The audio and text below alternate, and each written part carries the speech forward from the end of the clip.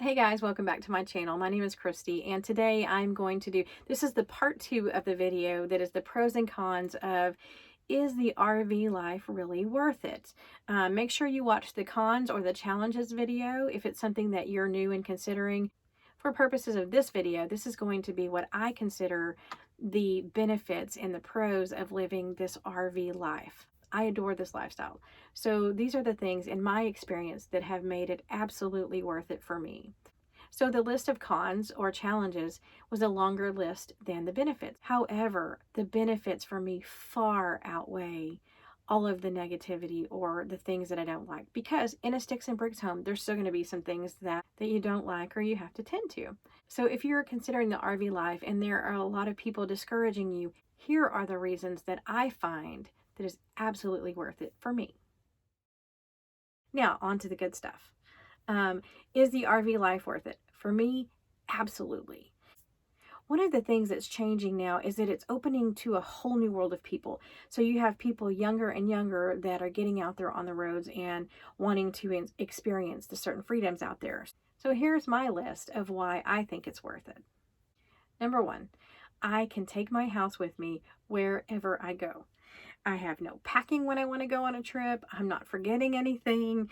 I have no hotel beds to sleep on. I'm not using toilets that haven't been cleaned by myself or showers, any kind of restroom facilities.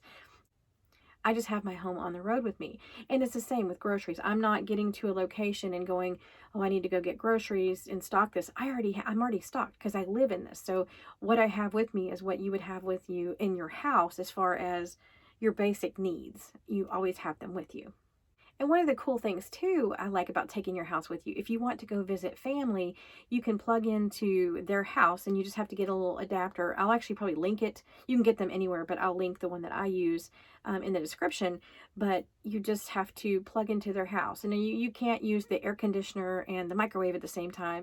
And there might be a little bit of juggling what you can use, but you're not encroaching on their space. You still have your own space, but you get to spend time together. So I think that's a really cool thing about taking your house with you. All right.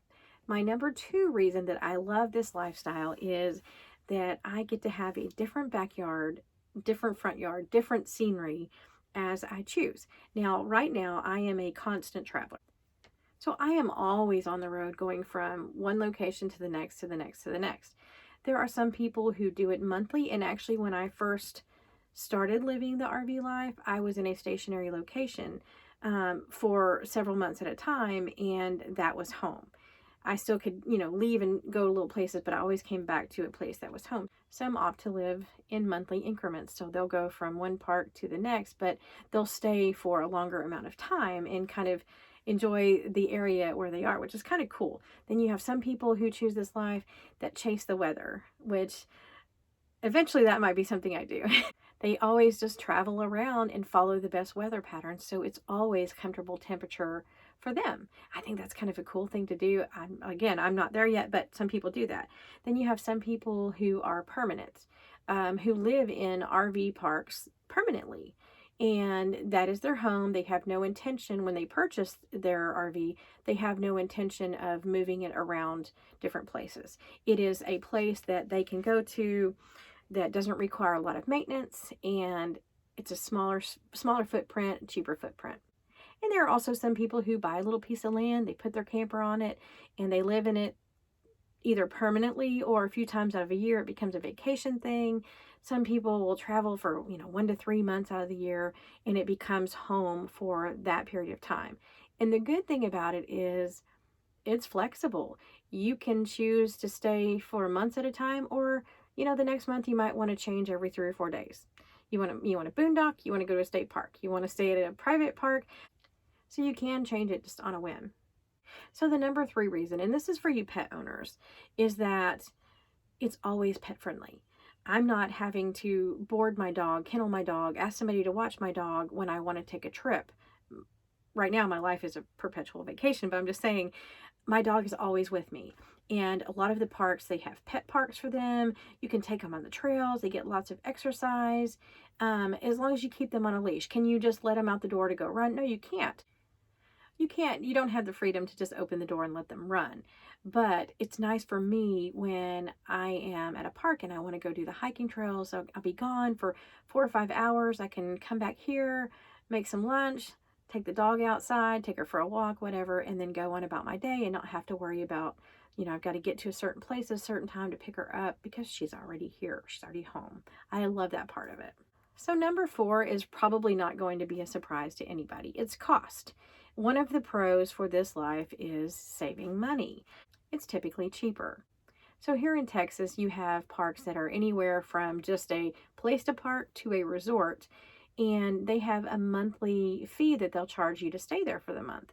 Some include electricity, some don't, but the range here in Texas is anywhere from about $450 a month into, now that they're opening so many more of them, there's some that go up to, 1,000 plus a month. Some of those have more amenities, or you have a gated yard for yourself, or you have, or your RV is covered, or they offer more things. But let's just say that you find a park, a nice park, for $650 a month, and your payment for your RV is $350-ish. So that's $1,000 a month that you're spending. So maybe you had a $1,500 house payment before, and then you have electricity and water and maybe gas and property taxes. And then you also have the maintenance of the yard and things around there. So it can be a significant difference if you choose to go monthly somewhere. Now, also, state parks are cheap. Texas, particularly, if you have a state park pass, it is 50% off for the second night.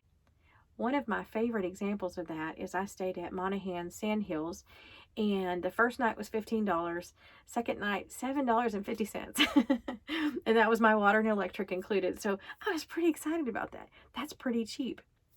Not all of them are that. In Texas, it's anywhere from 15 to 25 for the nicer parks per night. But then again, you get the second night half price. Also, though, with the COE parks, if you are a senior, and I've had a couple of subscribers now refer to it as the geezer pass. There is a pass that allows 50% off of your entire stay at COE parks. So I stayed at one that was $32 a night, that my neighbor, who was 65 years old, was staying at for $16 a night. Or the place that I stayed for 2 weeks was $16 a night. They're paying $8 a night to stay there. So that's pretty cheap. And then you always have the option of boondocking. You can mooch dock, which is where you plug into somebody's house and use somebody else's electricity while you visit, or that sort of thing. Number 5 is the freedom to move when you want. You're not dealing with selling a home. You're not dealing with packing and getting movers and then selling some furniture that won't fit in the new location. You don't change any of that because the inside of your camper is pretty much what it's going to be. So you hook up, you drive somewhere else, you break down, and it's all good. So you're not dealing with leases that you have to worry about breaking or any of that kind of stuff. When you decide you want to go, you just go. So number 6, I've talked about this in a couple of other videos, but it is the freedom from stuff. When you live in a smaller space, even if it's not a tiny little casita like mine, even if it's a fifth wheel, you're still living in a smaller environment. So it actually forces you to prioritize your needs. When I first moved in, I think it's the same for a lot of people. When you first move in, you have all this stuff, and then in 6 months or a year, you haven't used certain things. You start weeding through things and start getting rid of some things because it's taking up valuable real estate in the small environment where you live. So you tend to pare down a whole lot more than what you started with because you learn to live with simply what you need, not just all the extra things that you want, but what you actually need. And there is a freedom to that. I can promise you that. Now, I do have a small storage. When I first started my RV life, I sold the big stuff, the furniture, but then I kept everything else in a storage. And I said, okay, in 6 months, if I'm still doing this life and I still kind of like it, maybe I'll try to get rid of half of what's in my storage and revisit that again in a year. So now I do have a small storage building, but it houses things that I need. So I'll have my Christmas decorations and stuff. There are seasonal decorations and stuff in there. Then I'll have seasonal clothing in there if it's winter, my summer clothes, and vice versa. I do also have some tubs in there that have keepsakes and things that I just want to hold on to. They're more memory type things or sentimental type things. So I do keep those. And then I have a section that is for my camping things. So I'm going to have like my clam that I don't set up every time I go places, or my tent if I decide to do tent camping. I do car camping also. So I have certain things that I use specifically for that, the window coverings and things. So in my storage though, I do keep only the stuff that I use. So I don't have a storage full of stuff that I don't know what it is. My storage building is close to where my daughter lives. So when I come into town, I see my daughter, I visit the grandbabies, and then I can run by the storage and switch out anything that I need. Or if I know I'm going to have a particular trip coming up where I'll need a certain item, such as like the clam, the outdoor tent thing that I want to use, then I'll stop by and get those. I'll switch things out while I'm in town. But I do rotate through the things in my storage. So it's not just there. I'm not just paying a monthly fee for them just to keep a bunch of stuff that has no use for me. So the next reason, and this doesn't apply to everyone, but one of the things that the pandemic actually did for people was that a lot of companies realized they could actually function with remote workers fairly well. So unless you have to have a dedicated modem that is with uninterrupted travel, you have to have certain hours where you are completely logged in and your internet cannot fluctuate. There are tons of traveling jobs that you can do out there. It's the ability to work from home. Home just doesn't have to be in one certain spot. I mean, home could be on a beach in Texas or the Smoky Mountains in Tennessee, whatever that is. So it is a flexibility to work from home. Home just gets to change. The next reason is I think this lifestyle keeps you more active, particularly if you travel. When you go to new places, you want to go see the things. So particularly if you're traveling and you're at new places all the time, you want to go check out the hiking trails and the climbing if that's your thing, or the kayaking, or just walking around to see what's in the area, or some of the events and things in the area. So I think it just makes you more active. And I can tell you this is true because I have met so many people in their 80s that are still out here on the road doing this. And I am always surprised to hear their age because they don't act like an old 80. They act like a very young 80. Some of these people could run circles around me, and they've been doing this for a long time, and they've just found a fountain of youth, if you will, in the travel situation and the exercise that it provides. So I'll leave you with this last reason here. For me, it is community. And I've said this before in some of my other videos, but truly, I know more people and have met more people in this lifestyle than I ever did in a neighborhood or a community before. It's just you're surrounded often by like-minded people, so you kind of have an instant bond already because you often have the same thought processes. You often feel the same gratitude for being a part of nature or whatever that looks like, but the community is strong. And I've met so many nice people out here on the road that I stay in touch with. So that for me has been incredible. And the amount of people that are willing to help at the drop of a hat. I'm staying in a COE park right now, and I guarantee you, if I had an issue with my RV, I could probably find 5 people outside that I could walk up to and say, hey, listen, got a question for you. Now, I'm not going to do that, but I could if I wanted to. And actually, probably if I was outside looking at something, someone would probably inevitably stop and ask if I needed help with anything. So it is a community. It is is everyone safe that you meet on the road? No. But is everyone safe that you meet in your neighborhood? No, not either. So it's just different. It's just a community that surrounds you. And everybody kind of wants to share their stories of where they've been, or places to avoid, or things that they like. So you just get to know people, maybe sometimes on a deeper level, in deeper conversations that you would have in your ordinary life. So in summary, it is not all roses. But I find for me, the good outweighs the bad in the flexibility, in the freedom, in the scenery, and the peace.